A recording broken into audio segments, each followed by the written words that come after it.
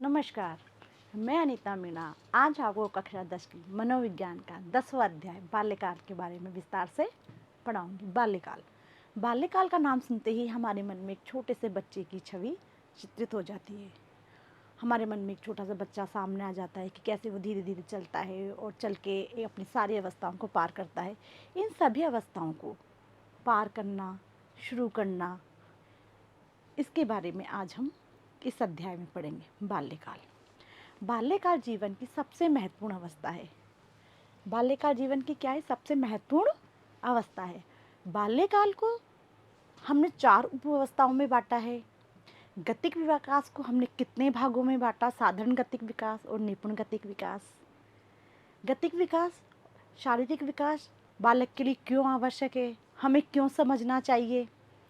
Gene पियाजे ने बाल्यावस्था को कितने भागों में बांटा, इस सब का अध्ययन आज हम इस अध्याय बाल्यकाल में करेंगे। सर्वप्रथम हम जानते हैं कि बाल्यकाल जीवन की सबसे महत्वपूर्ण अवस्था है। बाल्यकाल को 4 उपावस्थाओं में बांटा गया है। बाल्यकाल को बच्चों कितनी उपावस्थाओं में बांटा गया है? 4 उपावस्थाओं में। पहली उपावस्था है शैशवकाल, जो कि एक बालक के जन्म से लेके 2 वर्ष तक का काल चक्र शैशवकाल कहलाता है। दूसरी उपव्यवस्था है हमारी प्रारंभिक बाल्यकाल। प्रारंभिक बाल्यकाल 2 से 6 वर्ष की आयु का संपूर्ण काल चक्र प्रारंभिक बाल्यकाल कहलाता है। इसी कड़ी में तीसरी उपव्यवस्था है मध्य बाल्यकाल।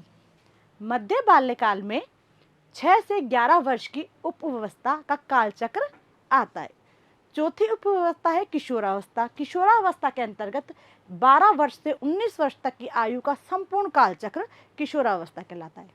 देखो बच्चों, सबसे पहले हमने जाना कि बाल्यकाल को कितनी उपव्यवस्थाओं में बांटा गया है? 4 उपव्यवस्थाओं में।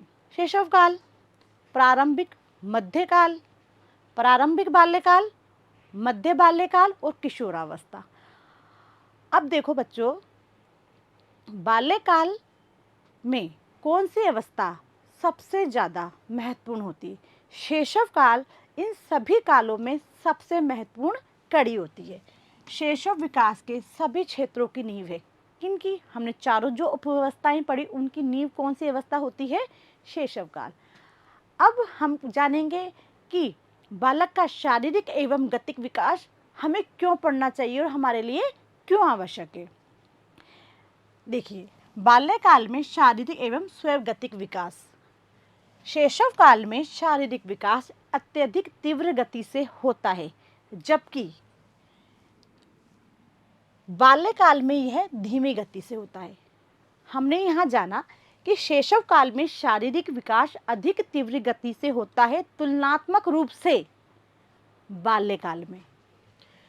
जैसे बालक की ऊंचाई बढ़ना, भार बढ़ना, मांसपेशी और कंकाल की रचना परिवर्तन आदि। अब हमने यहाँ देखा कि बालक का शैशव काल में शारीरिक विकास अधिक तीव्र गति से होता है, तुलनात्मक दृष्टि से बाल्यकाल में धीमी गति से होता है। बालक का भार बढ़ना, ऊंचाई बढ़ना, बालक का मांसपेशियों पर नियंत्रण स्थापित करना मध्य शैशव काल में अधिक होता है मध्यकाल की तुलना में। अब देखो बच्चों, इन सब की बाल्यकाल, किशोरावस्था, प्रारंभिक बाल्यावस्था, इन सब में विकास का मील के पत्थर के रूप में कार्य करता है। एक बालक जो कि अभी 1 माह का हुआ है, वह अपना गतिक विकास और शारीरिक विकास प्रारंभ कर देता है। कैसे करता है? देखो, 1 माह का बालक, 1 महीने का बालक पेट के बल लेटे हुए ठोड़ी को ऊपर करना सीख जाता है। 2 माह का बालक सिर और ठोड़ी को ऊपर करना सीख जाता है। इसी कड़ी में एक 4 महीने का बालक पलटना प्रारंभ कर देता है और इसी कड़ी में अकेले बैठना, एक बच्चा अकेले बैठना बिना सहारे के 9 महीने में प्रारंभ कर देता है। और जब बालक 9 महीने का होता है तो बालक सरकना प्रारंभ कर देता है। जब बालक 8 से 9 8 से 10 माह का होता है तो बालक किसी वस्तु को पकड़ के खड़ा होना प्रारंभ कर देता है। 12 से 13 माह की आयु में बालक धीमे धीमे किसी वस्तु का सहारा लेके चलना प्रारंभ कर देता है और 15 माह की आयु तक बालक आते आते स्वतंत्र रूप से लड़खड़ाता हुआ चलना सीख जाता है। 15 महीने में बालक चलना सीख जाता है। 3 पहिए की साइकिल चलाना बच्चा प्रारंभ कर देता है 3 वर्ष की आयु में और 2 वर्ष की आयु में बालक भागना दौड़ना प्रारंभ करता है और 3 वर्ष की आयु में बच्चा 3 पहियों की साइकिल चलाना प्रारंभ कर देता है। इसी कड़ी में जटिल आकृतियों की नकल करना बालक 6 वर्ष की अवस्था में संपूर्ण रूप से सीख चुका होता है। अब देखिए, शारीरिक गतिक विकास को समझना आवश्यक क्यों है?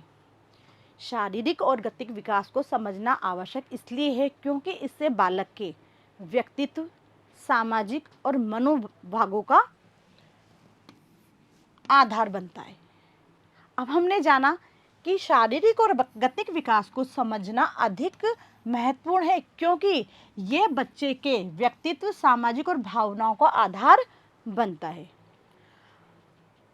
अब हमने देखा कि हमने बच्चे के गतिक विकास को देखा। अब गतिक विकास को कितने भागों में बांटा गया है ये भी जानना आवश्यक है।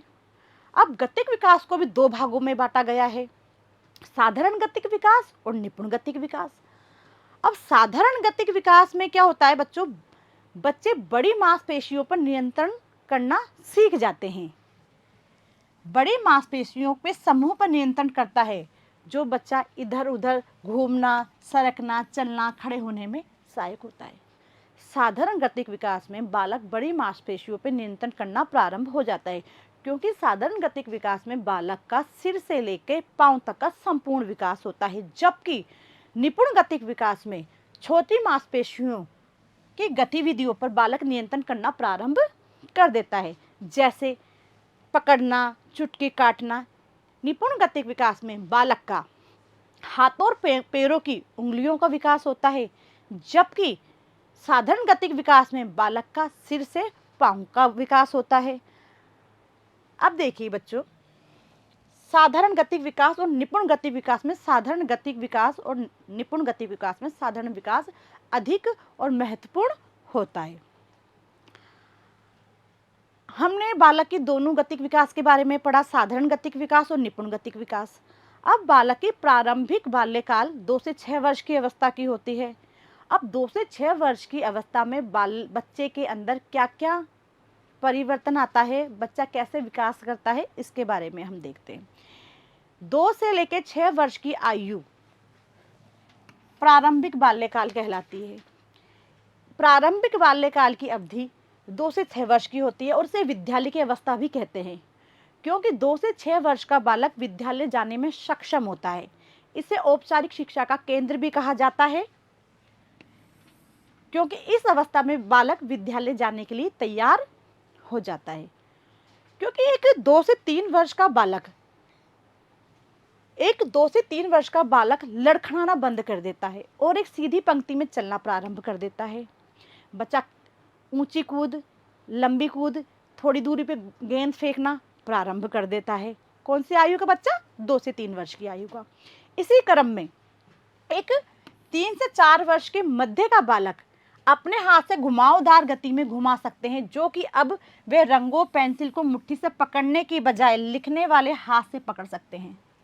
अर्थात एक 3 से 4 वर्ष का बालक है, हम उसको पेन या पेंसिल हाथ में देते हैं तो बालक उसको मुट्ठी में पकड़ने की जगह एक पेन पकड़ने के तरीके से पकड़ता है, क्योंकि एक 3 से 4 वर्ष का बालक पेन या पेंसिल को पकड़ना सीख जाता है।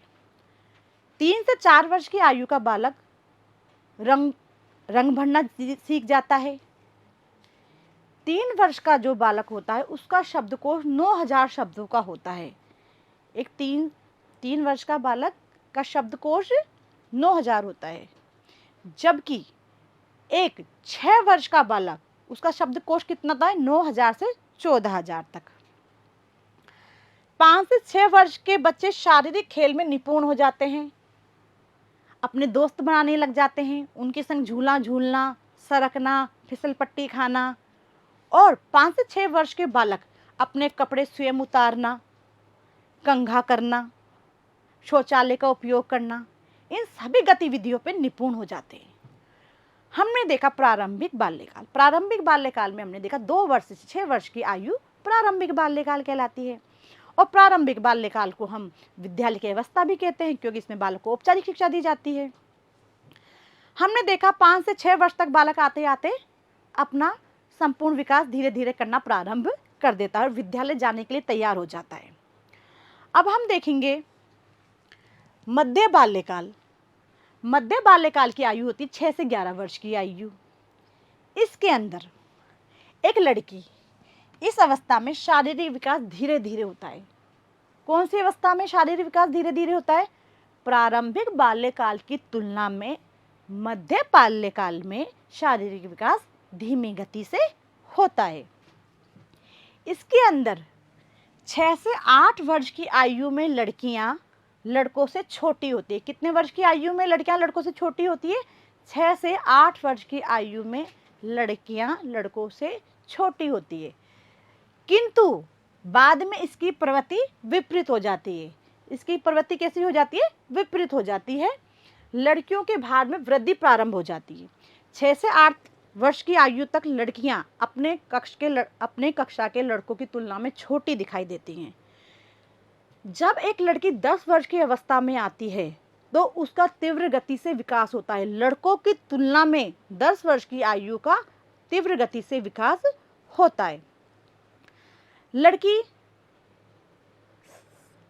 समलिंगी के प्रति अट्रैक्ट होती है, उसको सहेलियां बनाना अच्छा लगता है, वो शर्माने लग जाती है, शौचालय का उपयोग करने लग जाती हैं। जबकि लड़कों में लड़कियों की तुलना में विकास बाद में होता है। एक 10 वर्ष की लड़की उसकी कक्षा के लड़कों की तुलना में बड़ी दिखाई देती है, उसके भार में वृद्धि हो जाती है, उसके जननांगों में भारीपन आने लग जाते हैं, आवाज़ मीठी हो जाती है, पतली हो जाती है। और बालिकाएं अपनी ही सहेली के साथ मित्रता रखना चाहती है और एक लड़के के संग मित्रता से दूरी बनाए रखती है, क्योंकि लड़कियों का विकास लड़कों की तुलना में शीघ्र होता है। आज हमने इस अध्याय में अब तक बाल्यकाल की 4 उपअवस्थाओं के बारे में विस्तार से पढ़ा। कौन कौन सी उपअवस्थाओं के बारे में पढ़ा? शैशवकाल, प्रारंभिक बाल्यकाल, मध्यकाल और किशोरावस्था। इसके बाद में हमने बालक की शारीरिक गतिक विकास के बारे में पढ़ा। हमने गतिक विकास के बारे में जाना कि गतिक विकास 2 प्रकार का होता है, साधारण गतिक विकास और निपुण गतिक विकास। उसके बाद हमने पढ़ा प्रारंभिक बाल्यकाल, जो 2 से 6 वर्ष की आयु तक होता है। फिर मध्य बाल्यकाल 6 से 11 वर्ष की अवस्था तक होता है। बालक कैसे विकास करता है, कैसे तीव्रता की ओर बढ़ता है, किसका विकास अधिक होता है, कौन सी काल में विकास अधिक होता है, शैशव काल को मील का पत्थर क्यों कहा जाता है, इस सब के बारे में आज हम इस वीडियो में विस्तार से जाना। अब हम जीन पियाजे ने बाल्यकाल को कितनी उपअवस्थाओं में बांटा? 4 उपअवस्थाओं में बांटा। उन 4 उपअवस्थाओं का हम विस्तार से अध्ययन अगली वीडियो में करेंगे। जब तक के लिए बच्चों, धन्यवाद।